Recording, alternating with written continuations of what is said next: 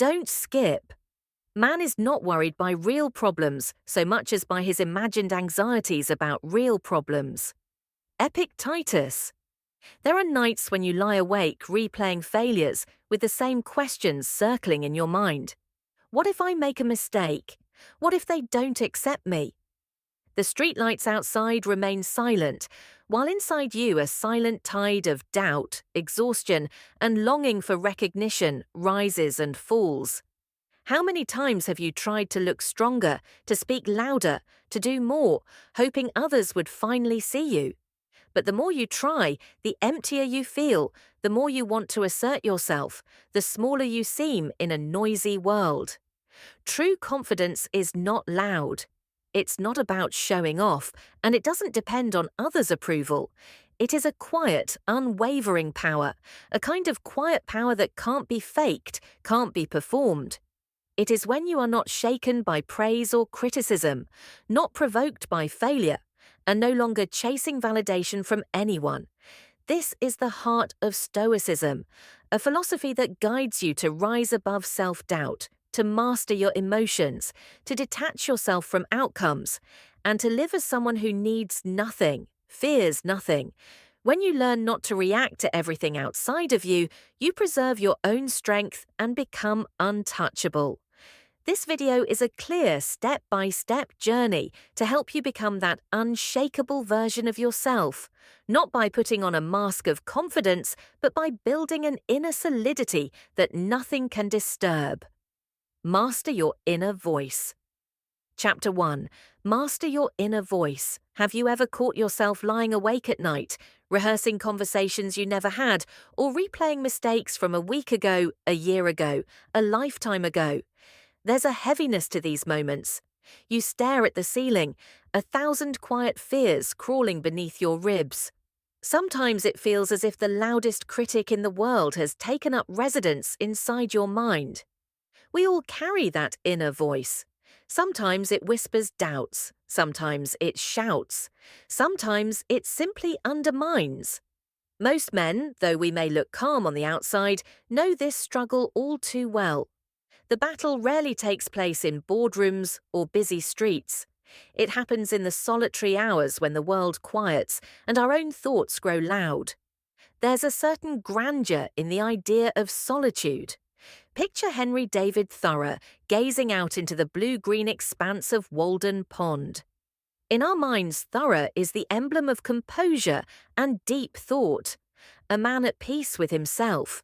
We imagine him scribbling down profound reflections in a leather-bound notebook, immune to everyday irritations or uncertainty.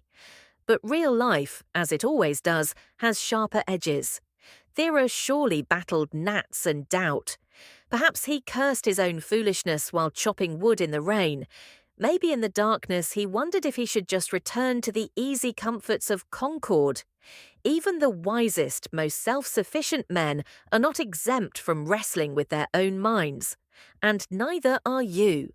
Here's the truth. Confidence begins not with how you stand or speak, but with how you speak to yourself. Your inner voice can be your most powerful weapon or your worst enemy. Every time you berate yourself for a mistake, call yourself stupid, or doubt your worth, you reinforce an invisible barrier between who you are and who you could become. That barrier isn't built overnight. It's built one thought, one word at a time. Think about it. When you constantly tell yourself you're not enough, you start to shrink away from opportunity. Your shoulders hunch, your voice falters in the eyes of others. You might look withdrawn, uncertain, lacking presence. But the real battlefield is within. On the other hand, when you remind yourself even quietly, even imperfectly, that you are capable, that you have handled worse before, that you are worthy of respect, you begin to move differently. Your calm grows roots. You don't need to shout, to convince, to force others to see you. Confidence becomes a silent gravity. Real confidence does not start with external achievement. It is not earned through applause or measured by approval. If you wait for success or validation to finally believe in yourself, you'll always feel one step behind, always looking over your shoulder for the next judgment.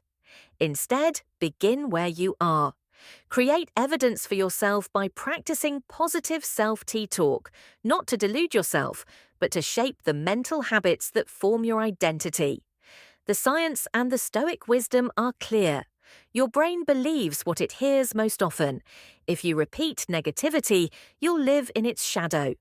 But if you repeatedly feed yourself words of encouragement, respect, and acceptance, you'll gradually rewrite your own self-image. Your inner voice is a thermostat for your confidence. Set it low and you'll stay cold. Set it higher and you'll radiate calm strength. But let's be honest, this is not about standing in front of the mirror chanting empty affirmations. Stoicism is not about lying to yourself. It's about seeing reality clearly and choosing your response. When you catch yourself thinking, "I'm hopeless," pause. Is it really true, or is it simply a reflex, a worn groove in your mind, a habit picked up from old wounds or careless words? Here's a challenge. Notice the way you speak to yourself after a setback. Do you tear yourself down, or do you treat yourself as you would a close friend? Firm but encouraging. Every morning, give yourself one line of respect. I respect myself. I am capable of handling what comes today. I do not need approval to move forward. You'll be surprised how even the simplest phrase can shift your state. Over time, these words become habits. The habits become your new baseline. Gradually, the critical voice softens and another voice, steady, respectful, honest, emerges. This is the foundation of dangerous confidence. Not arrogance, not bluster, but a deep, quiet conviction. Here's the reality. Most people react to the outside world. They give away their power with every passing mood, every careless comment from others. They forget that the real battleground is always internal. The moment you stop reacting and start choosing your inner dialogue, you begin to take that power back. You become less fragile, less swayed by praise or blame, more anchored in yourself. It's easy to think that confident people are just born that way. But that's a myth. They have simply mastered their inner voice. They have learned that the most important approval comes from within. Remember Thoreau not as a mythical figure untouched by self-doubt, but as a man who faced his solitude, wrestled with his thoughts, and wrote through the rain. His greatness was not in avoiding discomfort, but in staying with it long enough to hear the deeper message. You do not have to be perfect. You do not have to silence every fear. You simply have to choose every day to treat yourself with respect, to build word by word the kind of voice you would trust in a friend. Master your inner voice, and the world will begin to notice your presence even when you say nothing at all. That is where real, unshakable confidence begins. Chapter 2. Build respect before. Build respect before confidence. Confidence. Pause for a moment and look around you. How many people walk through life carrying an armor of confidence, hoping it will protect them from judgment or failure? But under that armor, there is a softer truth few are willing to face. Without self-respect, confidence is nothing but a mask, a temporary illusion that crumbles at the slightest touch of doubt or disrespect from others. Think about the last time you tried to appear confident in front of someone whose opinion mattered. Maybe you raised your voice, straightened your posture, rehearsed every line. Outwardly you seemed sure of yourself, but inside there was a question lingering. Do I actually respect myself, or am I just performing for acceptance? Here's the truth. You cannot fake self-respect. You can't talk your way into it, or buy it, or win it by pleasing others. Self-respect is a quiet, steady presence that comes from the choices you make when no one is watching. It's not about the loud victories, but the silent daily moments where you choose to honor your own boundaries, values, and feelings, even if no one else sees or cares. I've seen it in my own life more times than I care to admit. Even those of us who practice interpersonal effectiveness can stumble. Just the other day, I was at the grocery store paying for a few things after a long, tiring day. The woman at the checkout accidentally overcharged me for an item. For a split second, I wanted to let it go, to just smile and walk away. After all, it was just a few dollars. But deep down, I knew that if I walked away, I'd regret it later. Not because of the money, but because I'd failed to stand up for myself in a small but important way. So I took a breath, looked her in the eye, and calmly said, "I think there's been a mistake." She checked again, apologized, and adjusted the price. I left the store not just with my change, but with something far more valuable: the sense that I had respected myself, and that was enough. Self-respect is the foundation upon which real, lasting confidence is built. Without it, what you display to the world is only a thin shell, easily cracked by criticism, rejection, or even a passing disapproval. With it, you become unshakable.